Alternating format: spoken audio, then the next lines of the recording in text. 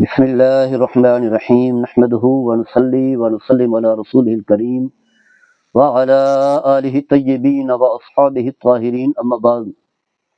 حضرات گرامی، مدارس میں پڑھنے والے طلباء سال بھر پڑھتے ہیں اور یہی رجب کے آخر میں شعبان المعظم کے شروع میں پورے پاکستان، ہندوستان، بر صغیر میں سالانہ امتحانات ہوتے ہیں، جسے اینول ایگزام میں کہا جاتا ہے، امتحانات کہا جاتا ہے۔ امتحان دینے کے بعد طلباء پھر اپنے اپنے گھروں میں چلے جاتے ہیں۔ مدارس کا اپنا نظام تعلیم بھی ہے اور نظام امتحان بھی ہے۔ باقی جو گورنمنٹ کے ادارے ہیں، جو بورڈ ہیں، انہیں نہیں دیکھتے، ان کا اپنا طریقہ ہے، مدارس کا اپنا طریقہ ہے، کیونکہ یہی علماء ہیں، طلباء ہیں، حفاظ ہیں، جو حافظ ہوتے ہیں، قاری ہوتے ہیں، اور پھر ماہ رمضان میں جا کر کے تراویح پڑھانی ہوتی ہے۔ تراویح پڑھانے کے لیے قرآن کا تکرار کرتے ہیں، دور کرتے ہیں، اجرا کرتے ہیں، تاکہ صحیح طریقے سے قرآن جو ہے پڑھا جا سکے۔ اکثر حافظ ہوتے ہیں، چند ایک ہیں جو حافظ نہیں ہوتے، اس لیے ماہ رمضان سے پہلے پہلے گویا کہ شعبان کے شروع میں یا رجب المرجب کے آخر میں امتحانات لے لیے جاتے ہیں، طالب علم اپنے گھروں کو چلے جاتے ہیں۔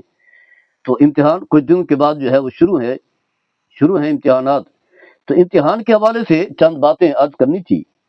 پہلی بات تو یہ ہے کہ جو موجودہ دور کا امتحان ہے، یعنی امتحانات جو لیے جاتے ہیں، اس کا مقصد صرف یہی ہوتا ہے کہ طالب علم جو سال بھر پڑھ چکا ہے، تقریباً 8-9 ماہ جو اس نے پڑھا ہے، اسے اس کا ایک بار تو اس کا تکرار ہو جائے اور ریویژن ہو جائے، تمام چیزوں کا جو ہے وہ احاطہ کر لے، وہ چیزیں یاد ہو جائیں۔ اور پھر امتحان کا مقصد یہی ہوتا ہے کہ تاکہ جائزہ لیا جا سکے کہ طالب علم کو جو پڑھایا گیا ہے آیا اسے یاد بھی ہے، کہیں بھول تو نہیں گیا۔ تو صحیح طریقے سے پڑھنے والے طالب علم جو شروع سے شوق سے پڑھتے ہیں، پوری تیاری کرتے ہیں، مطالعہ کرتے ہیں، سبق یاد کرتے ہیں، تکرار کرتے ہیں، ایک دوسرے کو سناتے ہیں، لکھتے ہیں، استاد کی جو ہدایات کے مطابق چلتے ہیں اور وقت کا ضیاع نہیں کرتے، تو ان کے لیے امتحان کوئی خاص اہم نہیں ہوتا۔ امتحان دیتے ہیں اور بڑے اچھے انداز سے امتحان دیتے ہیں، اچھے نمبر بھی لیتے ہیں اور اچھی پوزیشن بھی لیتے ہیں، پوزیشن ہولڈر بھی بن جاتے ہیں۔ تو یہ امتحان کا طریقہ جو ہے ہر دور میں رہا، اگرچہ مختلف طریقے اس کے رہے۔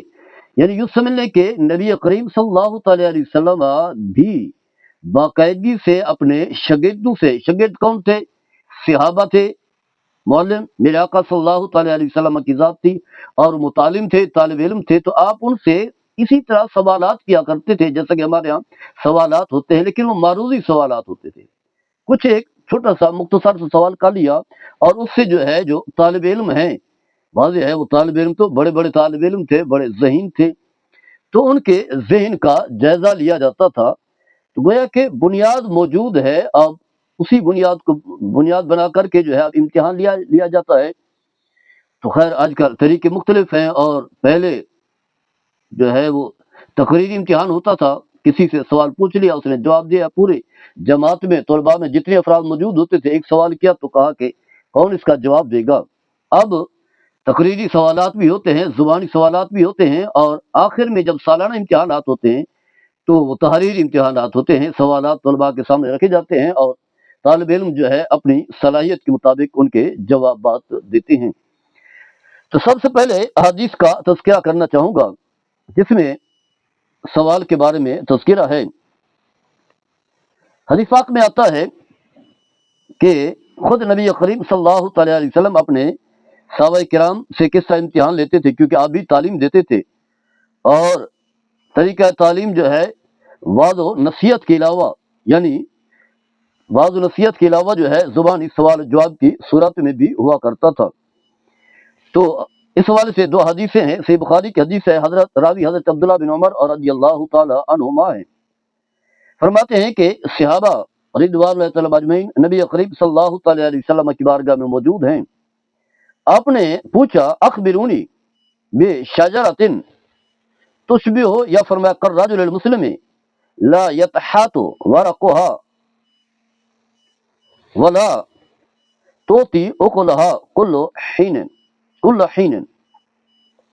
آپ نے فرمایا مجھے بتاؤ کہ وہ کون سا درخت ہے جو مسلمان کے مشابہ ہے، جس کے پتے جھڑتے نہیں ہیں، اور نہ سردیوں میں نہ گرمیوں میں، اور جو اپنا پھل جو ہے لاتا ہے، ہر موسم میں پھل جو ہے لاتا رہتا ہے۔ تو حضرت عبداللہ بن عمر رضی اللہ تعالی عنہما فرماتے ہیں کہ میرے دل میں خیال آیا کہ میں بتا دوں کہ وہ کھجور کا درخت ہے، لیکن میں نے سوچا کہ میں ایک بچہ ہوں، چھوٹی عمر والا ہوں، بڑے بڑے عظیم صحابہ موجود ہیں، ابو بکر بھی ہیں، عمر بھی ہیں، دیگر بڑے بڑے صحابہ کرام موجود ہیں، اس لیے میں خاموش رہا، میں نے جواب نہ دیا۔ تو خود جب کسی صحابی کی طرف سے جواب نہ ملا تو خود نبی کریم صلی اللہ تعالی علیہ وسلم نے خود سوال بھی کیا اور جواب بھی دیا، اور آپ نے یہی فرمایا کہ کھجور کا درخت ہے۔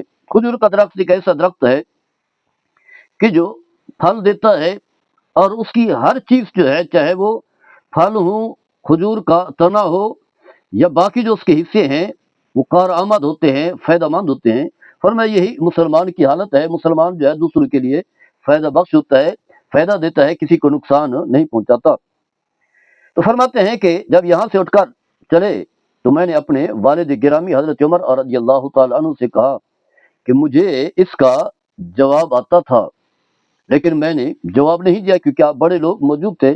تو حضرت عمر نے فرمایا میرے بیٹے، اگر تم یہ جواب دے دیتے تو مجھے تمام چیزوں کے مل جانے سے بھی زیادہ محبوب تھا، مجھے خوشی ہوتی کہ میرا بیٹا جو ہے وہ صحیح ہے۔ تو اس انداز سے جو ہے رسول اللہ صلی اللہ تعالی علیہ وسلم نے اپنے صحابہ سے سوال کیا۔ اسی طرح مسلم بن حنبل کی حدیث ہے، راوی حضرت برہ بن عازب رضی اللہ تعالی عنہ ہیں، فرماتے ہیں کہ ہم نبی کریم صلی اللہ تعالی علیہ وسلم کی بارگاہ میں موجود تھے، تو آپ صلی اللہ تعالی علیہ وسلم نے فرمایا کہ اسلام کی کون سی کڑی سب سے زیادہ مضبوط ہے؟ صحابہ کرام نے جواب دیا نماز۔ نبی کریم صلی اللہ تعالی علیہ وسلم نے فرمایا اچھی بات ہے، لیکن وہ سب سے مضبوط کڑی نہیں ہے۔ پھر صحابہ نے جواب دیا ماہ رمضان کے روزے۔ آپ صلی اللہ تعالی علیہ وسلم نے فرمایا یہ بھی اچھی چیز ہے، روزے عبادت ہیں، لیکن آپ نے فرمایا کہ یہ بھی سب سے مضبوط نہیں ہے۔ آپ نے فرمایا یہ بھی نہیں ہے۔ اس کے بعد عرض کی یا رسول اللہ جہاد فی سبیل اللہ، آپ نے فرمایا یہ بھی اچھی بات ہے، لیکن وہ بھی سب سے مضبوط نہیں ہے۔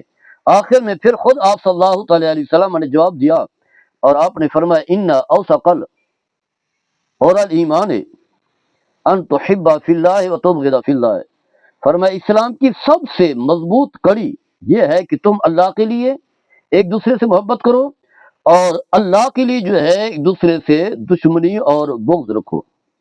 تو گویا کہ اس انداز سے نبی کریم صلی اللہ تعالی علیہ وسلم اپنے صحابہ سے سوالات کیا کرتے تھے، گویا کہ بنیاد جو ہے موجود ہے۔ تو امتحان کے بنیادی جو ہے عام طور پر 4 مقاصد ہوتے ہیں۔ پہلا مقصد تو یہ ہے کہ طلباء کی جانب سے سیکھے گئے علم کا امتحان لینا، یہ جو اتنا عرصہ جو ہے 8-9 ماہ جو ہے پڑھتے رہے، اس میں انہیں صلاحیت بھی ہے یا نہیں۔ دوسرا مقصد طلباء کی خامیوں کا اظہار کرنا کہ ان کے اندر جو ہے کیا کیا خامیاں جو ہے موجود ہیں، یہ سوالات پوچھے گئے لیکن انہیں صحیح جوابات جو ہے وہ نہیں دیے، تاکہ بعد میں جو ہے انہیں اس بات کا احساس ہو۔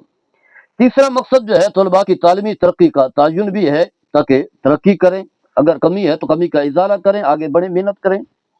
اور چوتھا مقصد ہے ادارے کی تعلیم معیار کا اندازہ بھی لگانا کہ جس ادارے میں یہ طالب علم پڑھ رہے ہیں ان کا معیار کیا ہے، اساتذہ صحیح طریقے سے پڑھاتے ہیں، نظم و نسق جو ہے وہ درست ہے، طلباء جس مقصد کے لیے آئے ہیں وہ پورا ہو رہا ہے یا نہیں ہو رہا۔ اس کے ساتھ ساتھ طلباء کو چاہیے خوب محنت بھی کریں، یہ نہ دیکھیں کہ امتحانات آئیں گے تو پھر اس وقت ہم کتاب کھول لیں گے۔ آج کل تو خیر نئی گائیڈ وغیرہ بھی آ گئے ہیں، طلباء پہلے سے ہی انہیں نکال لیتے ہیں، تو یہ طریقہ غلط ہے۔ جو مقصد ہے امتحان کا مقصد پورا نہیں ہوتا، اور یہ بات یاد رکھیں کہ امتحان میں اچھے نمبر لیں، فیل جو ہے ہونا جو ہے اتنا بڑا عیب ہے، اتنا دبا ہے جس کا انسان تصور بھی نہیں کر سکتا۔ آپ اتنا عرصہ پڑھتے رہے، اساتذہ پڑھاتے رہے، اور ایک کتاب کو کئی بار جو ہے پڑھا جاتا ہے، یعنی ایک فن کے حوالے سے کئی کتابیں پڑھی جاتی ہیں، نحو کی 4 کتابیں پڑھی جاتی ہیں، منطق ہے یا باقی جو ہے حدیث ہے، اصول حدیث ہے، جتنی بھی ہیں، ایک فن پر جو ہے متعدد کتابیں جو ہے پڑھائی جاتی ہیں، اور وہی چیزیں ہیں بار بار جو پڑھی جاتی ہیں۔ تو پھر بھی جو ہے طالب علم جو ہے صحیح طریقے سے تیاری نہ کرے اور اسے جا کر کے بیٹھ جائے اور پھر کہیں سے نقل لگا رہا ہو یا دوسرے سے پوچھ رہا ہو، تو ایک شرمندگی کی بات ہے۔ اور عربی کا بڑا خوبصورت مقول ہے امتحان کے حوالے سے، ان الامتحان یکرم الرجل اور یوحان، فرمایا جب امتحان ہوتا ہے تب پتہ چلتا ہے کہ انسان نے، طالب علم نے صحیح طریقے سے امتحان دے کر کے کامیابی سمیٹ کر کے عزت پائی ہے، یا پھر ناکامی سمیٹ کر محنت نہ کر کے جو ہے ذلت و رسوائی اٹھائی ہے۔ اللہ تعالی ہم سب کو عمل کرنے کی توفیق عطا فرمائے۔ وما علی البلاغ المبین۔